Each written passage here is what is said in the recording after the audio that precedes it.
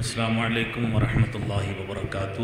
بسم اللہ والحمد للہ والصلاة والسلام علی رسول اللہ۔ اعوذ باللہ السمیع العلیم من الشیطان الرجیم۔ بسم اللہ الرحمن الرحیم۔ ان ھذا القرآن یہدی للتی ہی اقوم ویبشر المؤمنین الذین یعملون الصالحات ان لہم اجرا کبیرا۔ صدق اللہ العظیم۔ معزز شرکائے مجلس، ہمارے شہر سے آنے والے، مارکیٹ سے آنے والے تجار حضرات جو ہماری خصوصی دعوت پہ تشریف لائے، بالخصوص ہمارے مہمانان اعزاز استاد محترم فضیلت الشیخ شیخ الحدیث و تفسیر حافظ مسعود عالم صاحب حفظہ اللہ تعالی،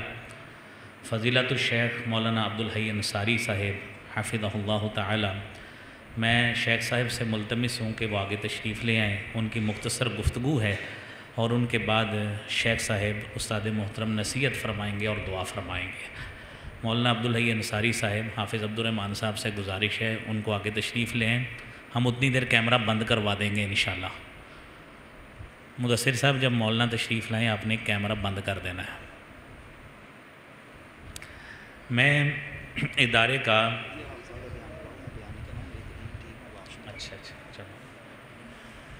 حضرات محترم، اس مسجد کے ساتھ میرا 27واں سال ہے رفاقت کا، تو میں اس ادارے کی نسبت سے کچھ بات کرنا چاہتا ہوں۔ ہمارا ادارہ الحمدللہ اس وقت جس کو تقریباً 10 سال کا عرصہ ہو چکا ہے، ادارہ حفظ القرآن مدرسۃ الاسلام کے نام سے جو ادارہ یہاں پہ اس مسجد میں قائم ہے، اور الحمدللہ اب تک کم و بیش 90 حفاظ اس ادارہ سے الحمدللہ سند فراغت حاصل کر چکے ہیں۔ یہ بات ذہن میں رہے کہ ہماری اس مسجد کا، اس مدرسے کا کوئی فیس بک پیج نہیں ہے، اس کے کوئی ایسے گروپس سوشل میڈیا پہ نہیں ہیں، کوئی ہم سوشل میڈیا پہ بوسٹر نہیں لگاتے کہ جس سے ہمارے ادارے کی کوئی پبلسٹی ہو۔ یہ علماء، یہ ہمارے بزرگ، یہ اساتذہ، یہ ان کی دعائیں ہیں۔ آپ لوگ جو اس مجلس کا حصہ ہیں، انتظامیہ ہے، یہ ان کی محنت ہے، آپ لوگوں کی دعائیں ہیں، آپ کی مالی قربانیاں ہیں، جس وجہ سے الحمدللہ یہ ادارہ الحمدللہ چل رہا ہے۔ بچے ادارہ میں آتے ہیں اور ظاہری بات ہے کہ یہ بچے جو ابھی نونہال ہوتے ہیں، یہ قرآن کریم پڑھنے والے ایک چھوٹے لٹل اینجلز ہوتے ہیں، معصوم بچے ہوتے ہیں۔ وقت گزرتا ہے، کوئی بچہ 2 سال 3 سال میں اپنے قرآن کا یہ کورس مکمل کرتا ہے، تعلیم مکمل کرتا ہے، اور حقیقی بات ہے ابھی استاد محترم اور میں ایک مجلس میں موجود تھے، تو جس طرح علماء کو، شیوخ الحدیث کو نقدی کے انعام کے ساتھ اور دیگر تحائف کے ساتھ نوازا گیا، اور مدیر صاحب کلیہ دارالقرآن والحدیث کے کہہ رہے تھے کہ یہ ایک محبت کا چھوٹا سا اظہار ہے جو ہم نے ان اساتذہ سے کیا ہے۔ نصف صدی تک انہوں نے اس قرآن کو پڑھایا ہے، ان احادیث کو پڑھایا ہے، اور یہ اس کی بنیاد ہے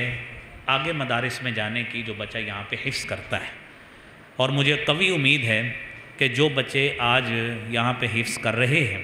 یا جنہوں نے کیا ہے، یا جو انشاءاللہ مستقبل میں کریں گے، ان کے والدین موجود ہیں،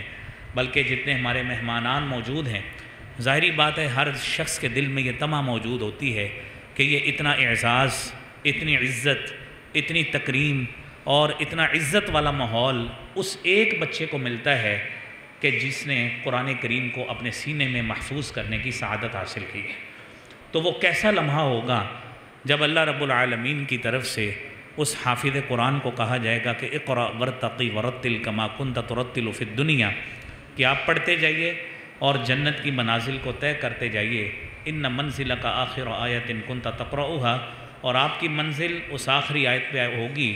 جو آپ آخری آیت پڑھ کر قرآن کی تکمیل کریں گے، اللہ نے آپ کا جنت میں وہیں پہ مقام مقرر کر دیا ہے۔ حضرات محترم، ہم نے ادارے کا جو نظم بنایا ہے، یہ ہمارے بھائی شیخ محمد سلیم صاحب بن حاجی محمد شریف صاحب، اللہ کریم حاجی صاحب کی قبر کو جنت کا باغ بنائے۔ انہوں نے تقریباً عرصہ 30-32 سال سے اس ادارے کو جب سے اس کی تاسیس قائم کی ہے، اور تقریباً 2 سال یا 3 سال کے بعد سے 1998 سے میں ان کے ساتھ الحمدللہ اس ادارے کی ترقی کے لیے، اس کی خدمت کے لیے اپنے آپ کو وقف کیا ہے۔ ہم نے ایک بچہ، آپ یہ میرے تمام بھائی، میرے مہمان یہ بات کو سنیں، اور آپ کو کسی حفظ کے مدرسہ میں یہ چیز نہیں ملے گی۔ ہر شخص نے اپنا اپنا نظام قائم کیا ہے، یقیناً انہوں نے بڑے خلوص کے ساتھ، بڑے شوق کے ساتھ اور بڑی للہیت کے ساتھ اور بڑے، میں کہتا ہوں، اپنے دلی جذبے کے ساتھ یہ کام کیا ہے۔ شیخ رضوان اسحاق صاحب وہ آپ کے لیے آپ کو بلا رہے ہیں، آپ ادھر تشریف لے آئیں۔ تو ہم نے ایک بچہ، جو بچہ ایک سپارہ مکمل کر، میری بات توجہ سے سنیے گا تاکہ آپ کو یہ جو کمپیریزن ہے مدارس میں، اداروں میں اور حفظ القرآن کرنے والے بچوں میں، یہ آپ کے سامنے وہ واضح ہو سکے۔ ایک بچہ ایک سپارہ مکمل کرتا ہے، ہمارے قراء حضرات یہ بیٹھے ہیں، اس وقت تک اس بچے کو آگے ہم سبق نہیں دیتے جب تک اس بچے کا وہ سپارہ منزل کے اعتبار سے وہ اس میں کامیابی کے ساتھ اس کو پاس نہیں کرتا۔ ہم اس وقت تک اس کو اگلے سپارے کا سبق نہیں دیتے۔ پھر اس کے بعد دوسری بات یہ ہے کہ ہم نے باقاعدہ، جس طرح آپ ساتھیوں نے کھاتے بنائے ہوئے نا ہر شخص کے، کہ فلاں شخص فلاں دن آیا، اتنا سامان لے گیا اور اتنے پیسے دے کے گیا، آپ کے ہاں آمدن اور خرچ چل رہا ہوتا ہے، روز نامچہ الگ ہوتا ہے۔ ہم نے باقاعدہ ہر بچے کا کھاتہ نما ایک ریکارڈ بنایا ہے، اس بچے کا نام لکھا ہے، فہرست میں اس کا صفحہ نمبر نکالتے ہیں کہ فلاں تاریخ کو فلاں بچے نے سپارہ نمبر 10 سنایا ہے، فلاں تاریخ کو سپارہ نمبر 11 سنایا ہے، فلاں تاریخ کو 15 نمبر سپارہ سنایا ہے۔ اب وہ بچے کا ریکارڈ اس کے اوپر چڑھتا ہے کہ اس بچے نے اتنے دنوں میں قرآن یہ سپارہ مکمل کیا، اور اس کا ضبط یعنی یاد اس بچے کو کتنا تھا، اس کے اوپر میں الحمدللہ خود اس کے اوپر یہ چیز لکھتا ہوں کہ اتنی اس کی غلطیاں آئی ہیں، تلفظ کے اعتبار سے یہ کمزوری تھی۔ اس کمزوری کو وہ بچہ بہتر کرے گا تب جا کے اس کو اگلے سپارے کا سبق ملے گا۔ یہ انشاءاللہ آپ کو جو چیز یہاں پہ ہم کر رہے ہیں اپنے بچوں کے ساتھ، مجھے قوی امید ہے، کیونکہ میں استاد محترم حضرت کی موجودگی میں یہ بات کر رہا ہوں کہ ہمیں مختلف مدارس میں جانے کا اتفاق بھی ہوتا ہے، مدارس سے تعلق بھی ہے، یونیورسٹی سے بھی تعلق ہے۔ میں نے ابھی ہماری یونیورسٹی آف ایگریکلچر میں 1000 سے اوپر طلباء کا میں نے امتحان لیا ہے، ابھی 16 اور 17 2 تاریخوں کو۔ وہ بچے جنہوں نے بی ایس میں حفظ کی بنیاد پہ داخلہ لینا ہے، گورنمنٹ ان کو 20 نمبر ایوارڈ کرتی ہے۔ ان میں سے آپ تصور کریں 1000 سے زیادہ بچے تھے، 1000 سے زیادہ جو امتحان مجھے دینے آئے۔ سرکاری طور پہ میرا نوٹیفیکیشن ہر سال جاری ہوتا ہے کہ یہ امتحان میں نے لینا ہے۔ آدھے سے زیادہ بچے یہ سن کر بھاگ گئے کہ یار یہ تو سن رہے ہیں اوپر، تو ہم تو اس قابل ہی نہیں ہیں۔ یعنی وہ پنجاب کے بلکہ پورے پاکستان سے، گلگت بلتستان کے علاقوں تک، کوئٹہ سے، بلوچستان کے علاقوں سے، پورے پنجاب سے، سندھ سے، مختلف علاقوں سے بچے اکٹھے ہو کر یونیورسٹی میں ایڈمیشن لینے آئے۔ آپ خود تصور کریں کہ جب بچے کو ہم اس طرح کا قرآن یاد کرائیں گے، جو چیز آپ کو میں نے بیان کی ہے، اور ایک وہ میں سٹف آپ کو یونیورسٹی میں بتا رہا ہوں کہ ان میں وہ بچے شامل ہیں کہ جن کو یہ پتہ لگا کہ ڈی ایس اے یعنی ڈائریکٹر اسٹوڈنٹ افیئرز کے آفس میں امتحان ہو رہا ہے، وہ تب 20 نمبر دیتے ہیں اگر آپ قرآن سنائیں گے۔ وہ ویسے ہی سن کر بھاگ گئے۔ 500 سے اوپر بچے آئے ہی نہیں امتحان دینے کے لیے کہ ہم تو سنانے کے قابل ہی نہیں ہیں، ہم سنانے کے قابل نہیں ہیں۔ لیکن ان کے والدین کتنے خوش ہو رہے ہوں گے، جی ہم نے بچے کو حفظ کرایا، ہم نے بچے کو قرآن کا حافظ بنایا۔ لیکن میرے بھائیوں، اپنے بچوں کے ساتھ ہمیں ناانصافی نہیں کرنی چاہیے۔ آپ لوگوں نے اپنے بچے ہمیں امانتاً دیے ہوتے ہیں، ہم اس بچے پہ محنت نہ کریں تو ہمارا دل اپنے آپ کو گلٹی محسوس کرتا ہے، مجرم محسوس کرتا ہے، ہم بچے سے ناانصافی کر رہے ہیں۔ اگر بچہ نہیں چلتا، ہم اس کے والد صاحب کو بلاتے ہیں کہ اس بچے میں یہ کمزوری ہے، اتنی تاخیر سے یہ سپارہ مکمل کر رہا ہے، اگر یہ سپیڈ رہی تو بچے میں یہ کمی آئے گی اور اتنے سال اس کے لگیں گے۔ تو یہ تمام باتیں بتانے کا مقصد آپ کو یہ ہے کہ آپ ساتھی اس ادارے کے لیے دعا گو بھی ہوں اور مطمئن رہیں کہ اتنی محنت اور جاں فشانی کے ساتھ الحمدللہ اس میں ورکنگ ہوتی ہے۔ اور ظاہری بات ہے کہ انتظامیہ، معاونین حضرات، نمازی حضرات، ان کا شکر ادا نہ کیا جائے، من لم یشکر الناس لم یشکر اللہ، تو یہ ناانصافی ہوگی۔ یہ ناانصافی ہے کہ اگر ہم یہ نہ کہیں کہ شیخ سلیم صاحب کا بہت شکریہ ہے، میرے بھائی وقاص صاحب ہیں، اور اس کے ساتھ ہمارے سارے نمازی جو ہمیں اپنے مالی تعاون کے ساتھ یاد رکھتے ہیں، وہ نمازی ماشاءاللہ ہمارے سارے ادھر موجود ہیں، بیٹھے ہوئے ہیں آپ کے سامنے، یہ ہمیں مالی طور پہ ہمیں یاد رکھتے ہیں، ادارے اس مالی تعاون سے چلتے ہیں، اور الحمدللہ پھر آپ ساتھی دعائیں اس کے لیے کرتے ہیں۔ تو میں اسی کے ساتھ ہی کہ آپ بھی اپنے آپ کو اس قافلے میں شامل کریں، اپنے بچوں کو، اپنے پوتوں کو قرآن کریم کا حافظ اور قاری بنانے کے لیے مدارس میں داخل کریں، اچھے ادارے کا اس طرح انتخاب کریں تاکہ یہ بچہ جب یہاں سے قرآن پڑھے یہ ایک بنیاد اس کی پختہ بن جائے، اور اس بنیاد پر آگے درس نظامی کرے، وہ انشاءاللہ قرآن کی تفسیر بھی پڑھے گا، حدیث بھی پڑھے گا، دیگر معاون علوم بھی پڑھے گا، اور انشاءاللہ اسی بنیاد پر ہی وہ ایک بچہ متقن، ایک اچھا عالم دین بنے گا، اور انشاءاللہ جو دین کی تبیین، وضاحت اور مسائل کے حوالے سے آپ کی وہ وضاحت کرے گا، وہ بچہ جو بالکل کند ذہن ہے وہ کیسے آپ کے سامنے وہ چیز پیش کر سکے گا۔ لہذا اپنے خاندان میں وہ اچھا بچہ جو ذہین اور انٹیلیجنٹ بچہ ہے، کیونکہ ہم اپنے اولادوں سے معاشرے میں، یعنی آپ مخاطب نہیں ہیں، معاشرہ ہمارا مخاطب ہے، ناانصافی اس طرح کرتے ہیں کہ ایک بچے کو پہلے ڈالتے ہیں سکول میں، وہ بچہ وہاں پہ نہیں چلتا، اس کا سکول بدل دیتے ہیں، اس کا وہاں پہ بھی نہیں چلا، اس کا اور سکول بدل دیا، جب کسی جگہ بچہ نہیں چلتا کہتے ہیں انہوں مدرسے پا دیو۔ جو بچہ آپ کا کوئی دنیاوی علم نہیں سیکھ سکا، آپ کیسے یہ تصور کرتے ہیں کہ وہ بچہ وحی الہی کا سب سے پاکیزہ علم اس کو اپنے دل میں جگہ دے لے گا؟ یہ ناممکن بات ہے، یہ عبث بات ہے، ناممکن بات ہے کہ ایک بچہ جو کچھ چیز دنیا کی نہیں سیکھ سکا، ہم اس کو قرآن کے لیے اس کو منتخب کر رہے ہیں، اپنا اعلیٰ سے اعلیٰ بچہ جو سب سے انٹیلیجنٹ بچہ ہے، جس کو ہم چاہتے ہیں کہ اس کو ڈاکٹر بنا دے، بھیڑ چال ہے، وہ یونائٹڈ کنگڈم میں، برطانیہ میں اور دیگر جتنے بھی ایڈوانسڈ کنٹریز ہیں، ہر سال ان کی باقاعدہ لسٹ بنتی ہے کہ اس سال اتنے ڈاکٹر ریٹائر ہو رہے ہیں،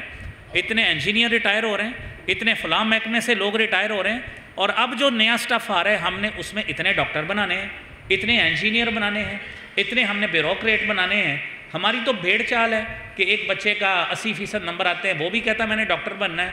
60% آتے ہیں وہ بھی میں نے ڈاکٹر بننا ہے۔ ان میں کوئی شخص، کیونکہ یہ ہماری ترجیح ایسی ہے، ہم نے جو بچوں کے دل میں ماحول کے اعتبار سے جو چیز قائم کر کے بتا دی ہے کہ بچہ وہ کہتا ہی نہیں ہے میں نے عالم دین بننا ہے، وہ کہتا ہی نہیں ہے میں نے دین سیکھنا ہے۔ جب ہم اپنے بچوں کو دین کی طرف لگائیں گے ہی نہیں، اپنے بچوں کو دین کی طرف لائیں گے نہیں، ان مدارس اور مساجد کی صفوں کی زینت بنائیں گے نہیں، میرے عزیز بھائیوں کل ہم نے مر جانا ہے۔ تصور کریں کل ہمارا جنازہ پڑھنے والا، پڑھانے والا، دعائیں کرنے والا کون ہوگا؟ آپ مختصر ایک حدیث سنیں، رسول کریم صلی اللہ علیہ وآلہ وسلم نے فرمایا ہے ان الرجل لترفع درجته فی الجنہ، کہ ایک آدمی اس کا جنت میں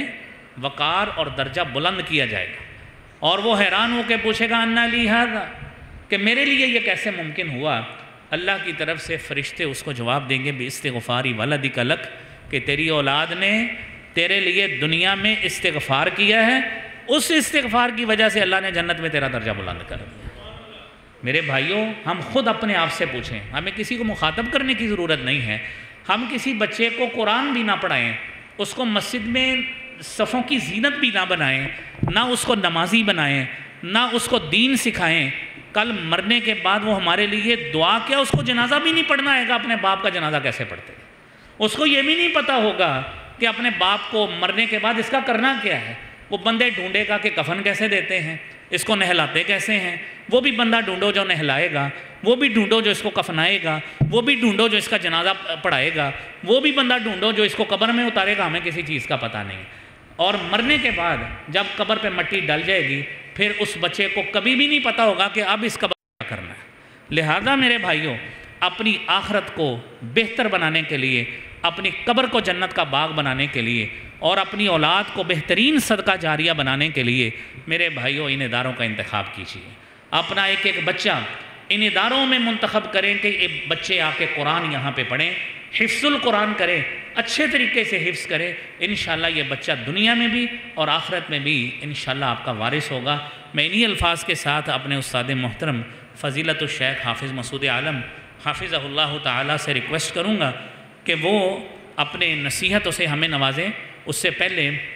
میں اپنے اس بیٹے کو حافظ طٰہٰ وقاص، جن کے والد محترم نے اپنے اس بچے کے اعزاز میں یہ ماشاءاللہ یہ محفل سجائی ہے، تو اس کو تلاوت قرآن کے لیے دعوت دیتا ہوں کہ حافظ صاحب کو وہ اپنا سبق بھی سنائیں، اور اس کے بعد وہ حافظ صاحب نصیحت فرمائیں گے۔ تو یہ بات ذہن میں رہے، میں حافظ صاحب کو جنہوں نے اتنی محنت کے ساتھ، یہ صرف یہی والد نہیں ہے، جو بچہ بھی آتا ہے ظاہری بات ہے اس کے پیچھے باپ کا کردار اتنا نہیں ہوتا جتنا اس کی ماں کا ہوتا ہے، جو اس کو صبح اٹھانے پہ پابند ہوتی ہے، مامور ہوتی ہے۔ تو میں اپنی اس بہن کو خصوصی مبارکباد دیتا ہوں کہ جس نے اس بچے کو یہاں پہ مستقل طور پہ یہاں پہ بھیجا، اور اس کو ان صفوں کی زینت بنایا، اس کو مستقل طور پہ سبق پڑھایا۔ اللہ کریم اس کے لیے بھی، اس کے والدین کے لیے بھی، اور بالخصوص اس کے دادا محترم شیخ محمد شفیق صاحب رحمۃ اللہ علیہ، ان کے لیے یہ بچہ صدقہ جاریہ بنے، اپنے والدین کے لیے صدقہ جاریہ بنے۔ اللہ کریم اس بچے کو دارین کی سعادت نصیب فرمائے۔ آئیے بیٹا تلاوت فرمائیں۔ حافظ طہ وقاص رضا، شاباش۔